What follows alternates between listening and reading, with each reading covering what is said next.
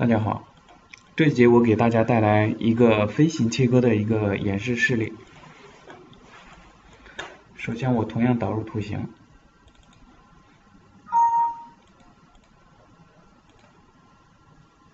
我全部都设置成大轮廓。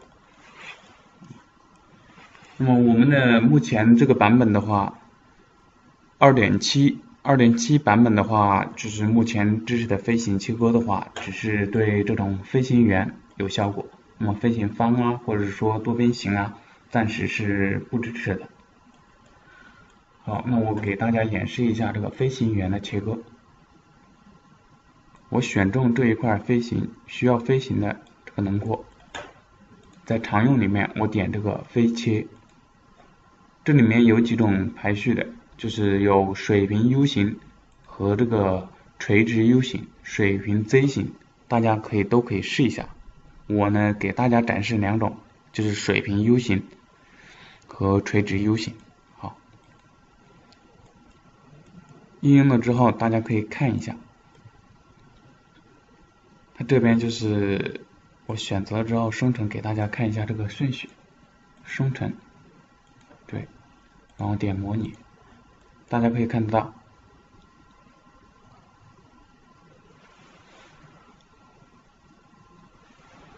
这个就是它的一个垂直 U 型的一个排序。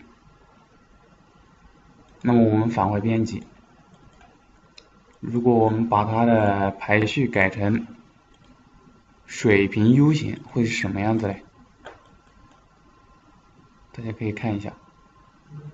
那么就是这样转过来，再这样接着转过去，这就是水平 U 型。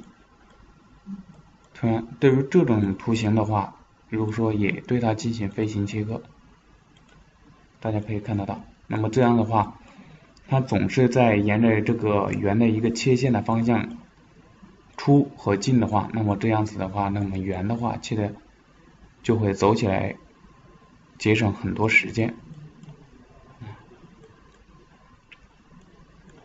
这是飞行切割的话，我们暂时只支持圆所以飞行切割暂时只讲到这里。